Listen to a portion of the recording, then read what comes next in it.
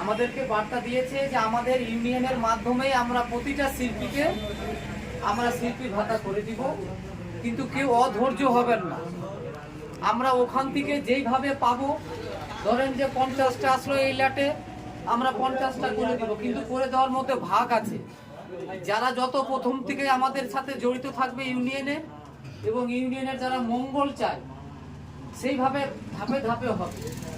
রেশনের দোকানে যেভাবে রেশনের লাইন দেওয়া হয়, যারা প্রথমে থাকে তারাই তো রেশন পায় না, পিছনের লোকটা আগে পাবে।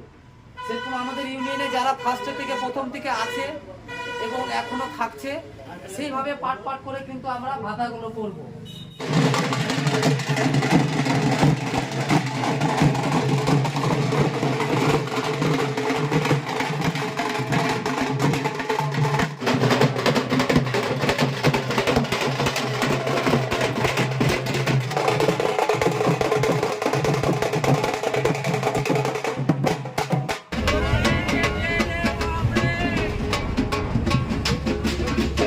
বিষয়টা হলো যে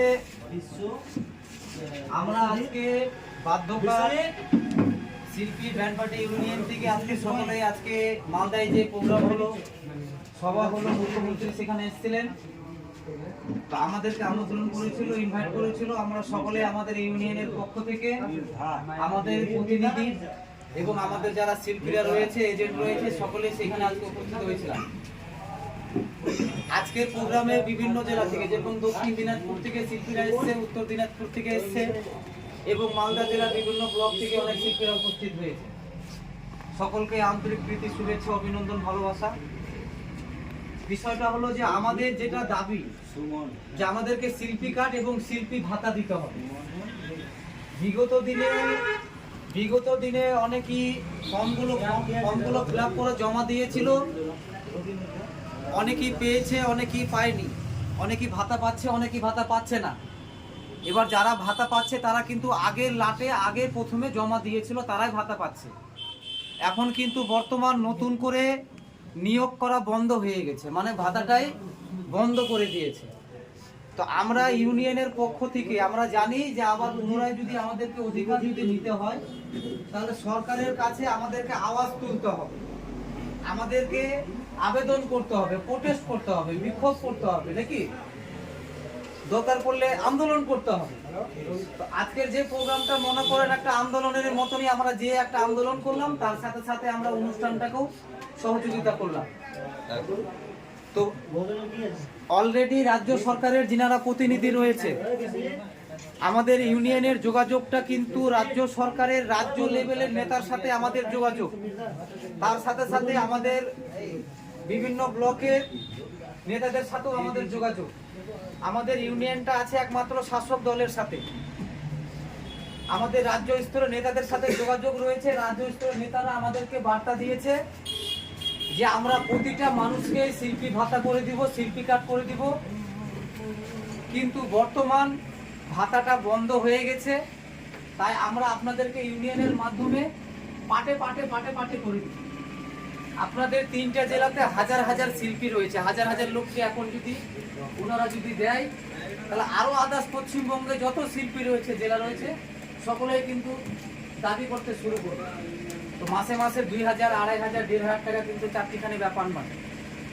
তো আমাদেরকে বার্তা দিয়েছে যে আমাদের ইউনিয়নের মাধ্যমেই আমরা প্রতিটা শিল্পীকে আমরা শিল্পী ভাতা করে দিব, কিন্তু কেউ অধৈর্য হবেন না।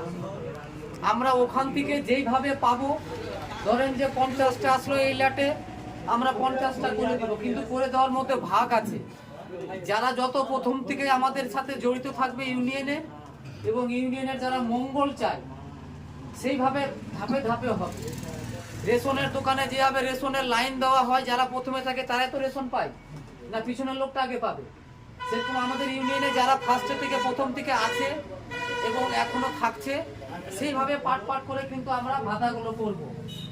আর কেউ যদি মনে করে যে না আমরা ডাইরেক্ট অন্য কোনো মাধ্যমে করবো, তারা সেটা করতে পারে, তাদের অধিকার রয়েছে।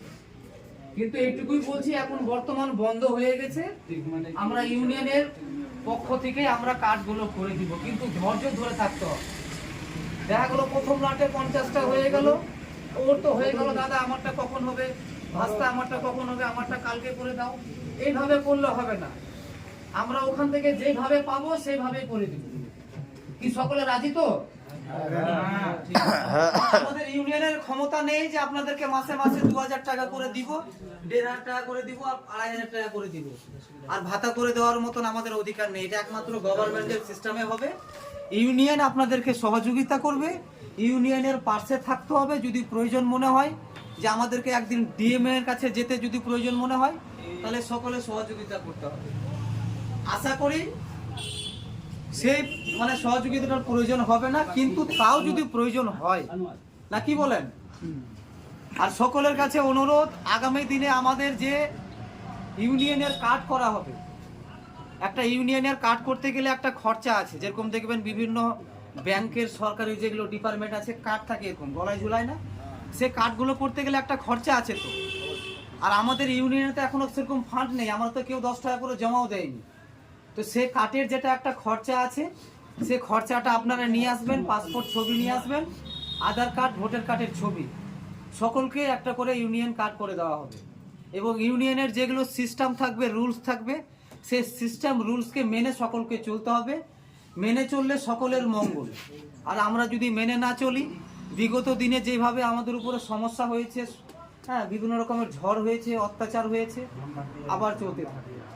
আর ইউনিয়নে জড়িত থাকতে গেলে আপনার যদি কোনো সমস্যা হয়, প্রশাসনে যদি আপনাদেরকে কোনো রকমভাবে ডিস্টার্ব করে, আপনি বলবেন যে আমরা ইউনিয়নের সদস্য হলাম।